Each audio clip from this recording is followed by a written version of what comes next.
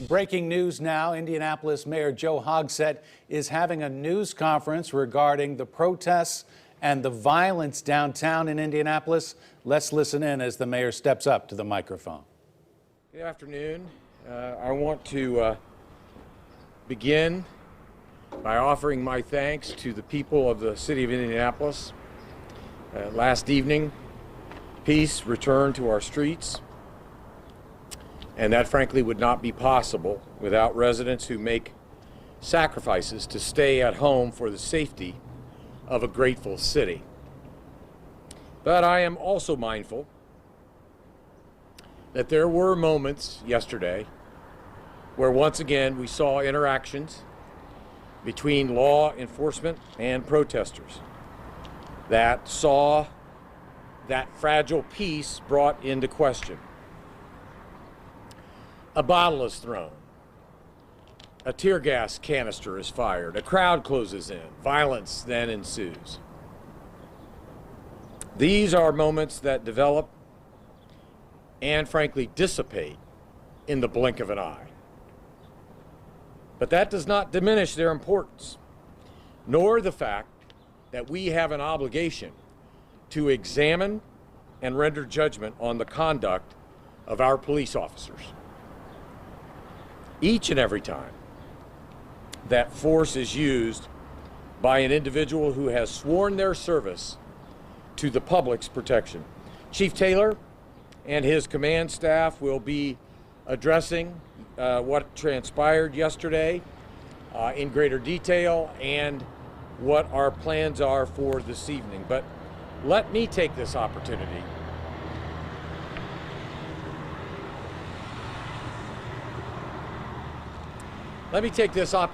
to say that, like so many, I have serious concerns about some of the interactions between our officers and protesters from this weekend.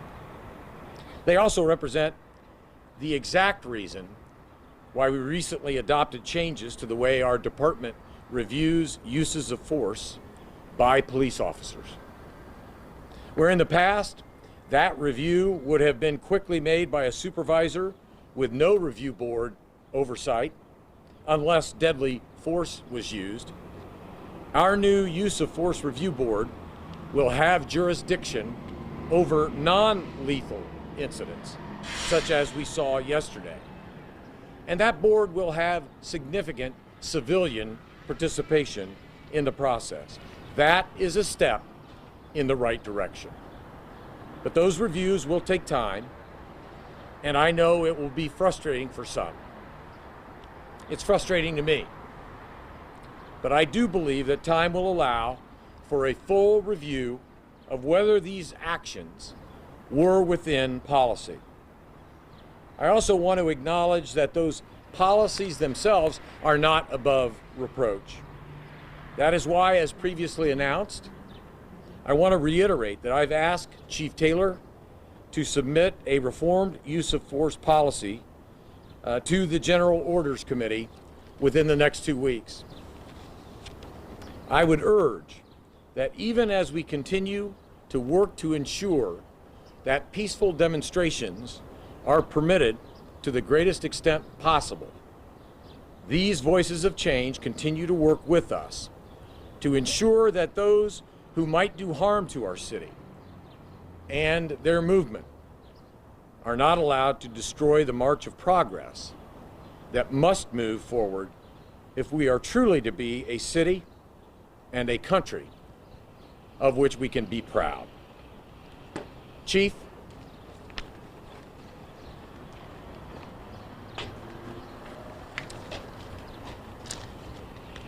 hello. We want to thank all of our community members who continue to protest peacefully.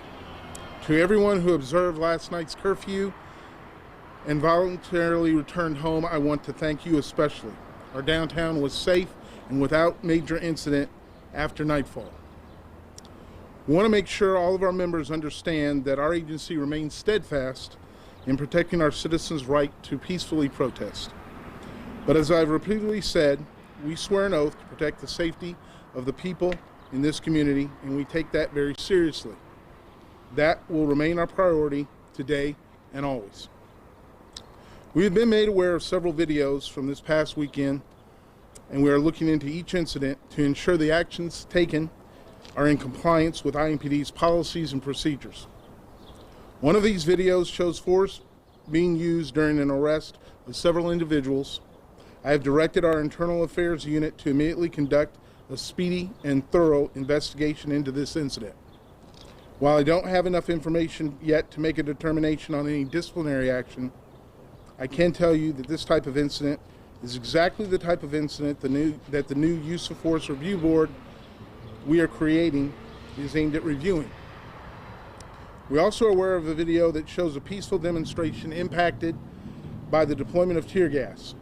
Based on everything that we know, these peaceful individuals were impacted by our efforts as IMPD officers took to address aggressive and potentially violent individuals located nearby.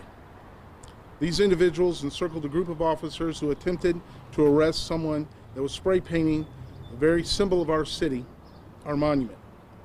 As I said yesterday, tear gas is distributed widely and drifts with the wind. My sincere apologies for anyone who was in this peaceful downtown, has been acting peacefully in downtown this weekend that was inadvertently impacted by the tear gas. This is exactly why we need our public health. Every resident of our city deserves to have an opportunity to peacefully demonstrate. They do not have the right to inflict hurt on others, public property, or our city's businesses. A curfew will again be in place tonight from 8 p.m. till 4 a.m. tomorrow. That means after 8 p.m. tonight, no one is allowed to travel public roads or be in public spaces, with a few exceptions. Many of you have probably already received an alert that was pushed to our entire community informing them of tonight's restricted travel. I have heard some concern about the alert being understandable to residents that speak other languages. I want everyone to know that this alert has now been distributed in Spanish if a resident's phone is set for Spanish. Like last night, we'll make multiple announcements to the curfew prior to 8 p.m. to allow residents time to travel back home. Travel in the downtown area will be restricted as it has been over the last couple nights. At this time, Deputy Chief Josh Barker will be here to answer any specific operational questions related to last night's events or our efforts for tonight to protect peaceful protests and keep all of the members of our community safe. Josh. Good afternoon. Any questions? Considering what the mayor just said, on his reaction to what he viewed or heard about what some of your officers may have been involved in the last couple nights, does that change your approach or your directives to your commanders on how they should deport themselves tonight? It doesn't. I think it's part of the larger operational discussion that we've had with our officers. I've said before, it's important to highlight that these gatherings have been very fluid up to this point, and like the chief expressed, the people that have come downtown to peacefully assemble have my apologies if they've been sort of stuck in a situation where actions had to be taken against those that are conducting criminal behavior. It's an unfortunate realization that we've come to, especially over the past several days. We have stressed that our officers remain calm and professional in the face of unbelievable odds that they faced with these crowds over the last 4 days now. And we're stressing that supervisors deployed with those officers continue to monitor the situations as best as we can. Did IMPD lose control of downtown Saturday night? We did not lose control. I don't think that that's an appropriate characterization. Now, obviously, we were all down here, and there were times where officers were scrambling to reassess situations in a very rapid manner, and it looked like there was some disorganization on our part. However, there was clear communications with the command center, and we were redeploying those resources as rapidly as possible, not only to monitor the riotous crowds, but to answer the calls for services and the calls for assistance that were coming in simultaneously throughout the downtown area. How are you directing your officers when it comes to use of force? They feel they need to use force. How are they being directed to do so?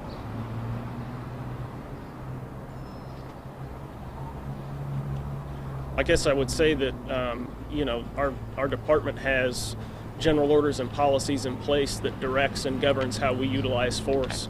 Every officer is trained in those policies and held to those standards. I have a question for Chief Taylor. Prosecutor Ryan Mears, he's decided not to file charges against 41 people who were arrested for non-violent crimes. Do you believe those arrests were valid? Well, the arrests were definitely valid. Yes. For non-violent crimes? The arrests were valid, especially those that have to do with curfew violations. Now, whether or not Prosecutor Mears decides to actually file those charges, that's apparently he's made a decision not to, and that's certainly up to him. Prosecutor Mears and I feel have a good relationship, and if there was concern on our part, we would certainly talk with them. But the actions that the officer took during those arrests were valid. Yes.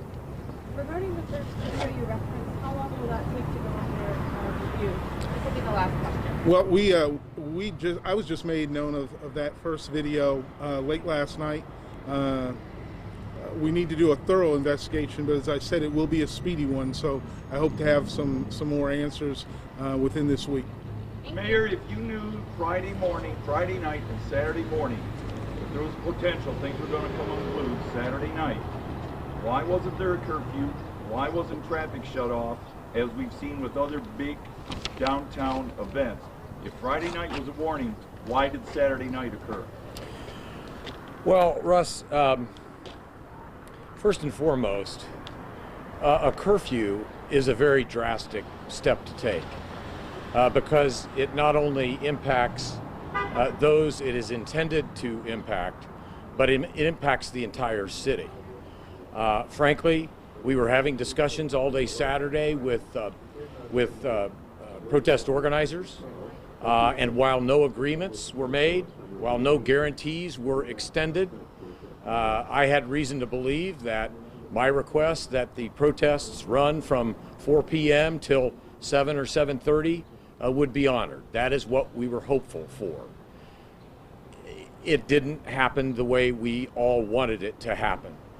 Which led us to take the drastic step yesterday of imposing a curfew on the city for last night. And we've taken yet again another drastic step today to impose a curfew on the city tonight to bring peace to the city. So to the extent that curfew was considered, it certainly was for Saturday, but a judgment was made that perhaps with cooperation and collaboration, we could avoid the violence that had unfortunately been in the city on Friday night. Well, that assumes that everybody that was going to be around was peaceful and leaving at 7, as opposed to the people who were going to show up at 8:30. And then the other part of my question is, if we've shut down traffic downtown during Black Expo, why wasn't there a decision to do that Saturday night? Because when I was there, it was the vehicles driving through between 8 and 9 that really got things revved up. Yeah. Well, I would simply say I don't make the decision about shutting down traffic. Josh probably can answer that more directly, Russ. I will tell you that it is my belief that a vast majority of people did, in fact, leave the downtown area as they were requested to do between the hours of 7 and 8. And unfortunately, there were those who remained or who came down after the sun went down who decided to engage in vandalism, looting, and other forms of criminal activity. And so after experiencing that on Saturday night, we took the significant step to shut the city down last night, and we've taken another significant step to shut the city down tonight. Josh, you want to talk about the traffic? So in regards to the traffic pattern Saturday night, I would agree with you that the vehicular traffic did cause an added component of confusion when we were trying to manage and even have our officers have a capability to navigate through some of that vehicular traffic to address the crowds. The traffic pattern was closed down on Saturday. That was not completed till around 11:30 or 12 o'clock. We made that adjustment in hopes that it would have a positive impact. It did, and I think that's why last night we were able to introduce that traffic pattern much earlier. If you were down here last night, you'll notice that traffic pattern went into effect about 6:30, and again, we experienced a high level of success with that in managing not only the crowds that were downtown, but helping us to facilitate the clearing of the downtown area with the curfew. Thank you.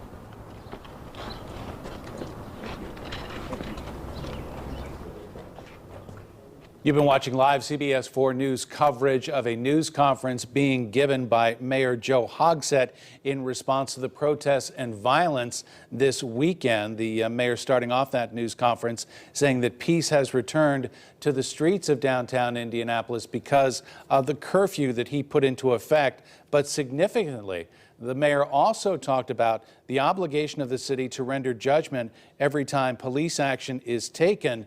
The mayor going so far as to saying that he has concerns about the interaction of police and protesters yesterday, talking about specifically videos that have been made that have come to their attention. He says that reviews will be conducted to determine whether or not that action fell within police policy. Unclear exactly which videos or which interaction they are talking about, but Chief Randall Taylor did talk about how protesters were affected by tear gas yesterday, tear gas that had been deployed when officers were feeling threatened. He did apologize for those protesters, those peaceful protesters being hit by mistake by that tear gas. He also said that he has been made aware of the videos and they would be reviewed.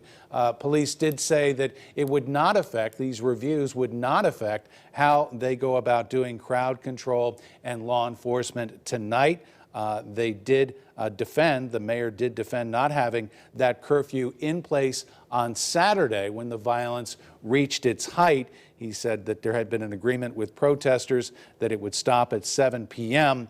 That had been agreed upon, and that violent protesters did show up after dark, causing some of the violence specifically on Saturday night. Again, a lot to unpack from this news conference from Mayor Joe Hogsett and IMPD officials. We'll have it all for you on CBS 4 News at 5 and 6, and right now on CBS4Indy.com. For now, I'm Bob Donaldson. We now return you to our regular programming.